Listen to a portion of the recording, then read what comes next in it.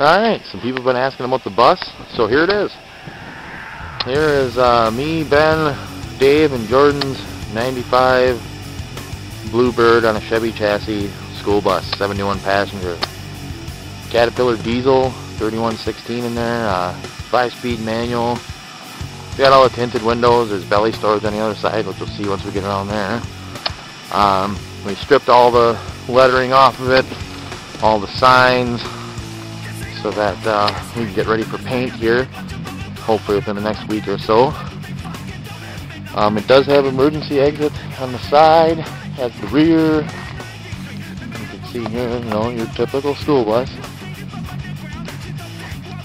It was a pretty sweet deal. We couldn't pass it up. We had to get it. And I think it's the cheapest way to go to make a motorhome that you really want, instead of spending an arm and a leg.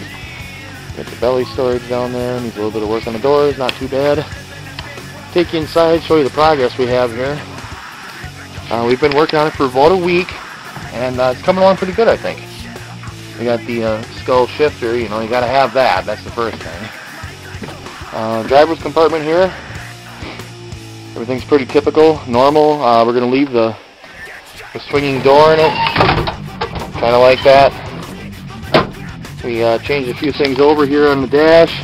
We have switches so you can turn the radio on and the dome lights without having to have power on the rest of the unit. And we put the aftermarket CD player in it with the amp, of course, and there's the speaker box in the back.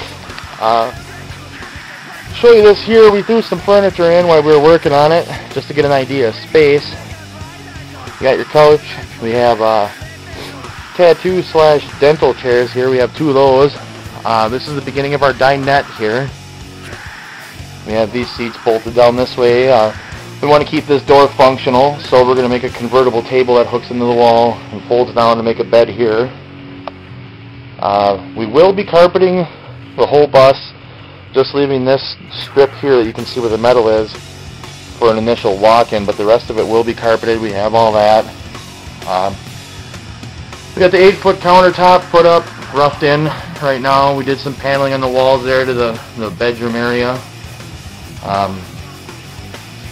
Here's our 4-burner stove we have recessed into the countertop, and we got the matching countertop, and I think the paneling we found comes with it pretty nice. The carpeting's a dark gray, so that'll really work with this. We have an area here that's going to be a wall unit with storage and microwave in it. And of course there's the giant speaker box that you need to have when you're looking at building something that's meant for going to the races, watching the races and partying. So we will have 120 run throughout the bus. There will be lighting in here, 120 lighting. We are using the original 12-volt lighting for when we're on the road and just sitting in somewhere where we might be wilderness camping. And we left the original under-seat heater back here with the 2 heaters in the front of the truck for rolling down the road, or if it gets really cold out when we're at the Derby this winter, we can use that. Got to have the carbon monoxide detector, safety first. Our paneling, showed you that already. My attempt at trimming, horrible I might add. Underneath here, we're going to have room for a college-sized fridge. There'll be shelving, this little bar area here. Some more storage will be over there. These counter heights are just like in your house, so that you can put the stools by them. We have a bunch of bar stools. And we're not putting a bathroom in here because we will be having access to facilities at places that we go. These are the attempt at bunks that I kind of came up with a design for here, and Jordan and Dave built one day when Ben was gone. They work out pretty nice, plenty of room. The bottom ones will fold up. I don't want to dump it out. I'll fold it up all the way, dump out all my stuff here.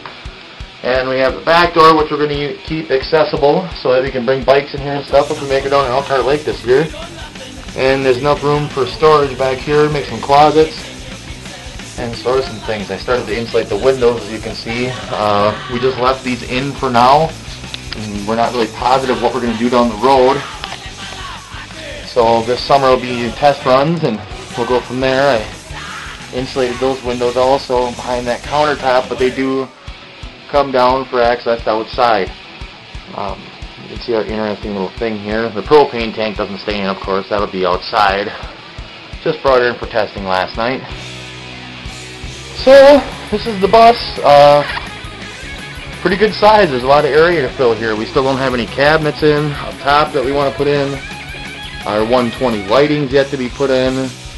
And all of our 120 plug-ins. But our electrician, Dave, wants us to get everything where it needs to be first. And then he's going to come through and do that. Right here above this amp, we have a battery tender ordered. That whenever you're plugged into 120 will be there. 3.5 amps keeping the batteries charged up. They're right underneath this compartment here outside. 3 group 31s. They're some monsters, so they should last us. And I don't know. That's pretty much it. She's coming along pretty good for only 7 days of work. It really doesn't look like a school bus in here anymore. I mean, you can see it, but it'll be a nice unit when we get done with it. So, what I'm looking for here is some ideas. If people give me an idea of color to paint it, hopefully single color. We can do some flames or something cool like that. Anything different would be nice. And a name. Need a name. Gotta name this baby. There's 4 of us in on it, 4 guys, so I don't know. If you guys want to throw some ideas at me, that'd be great. If you got some interior ideas, we're always up for that. This is our first build. Pretty excited. Can't wait to get her done. And we'll see here how she turns out. And thanks guys for looking at it. Alright, bye.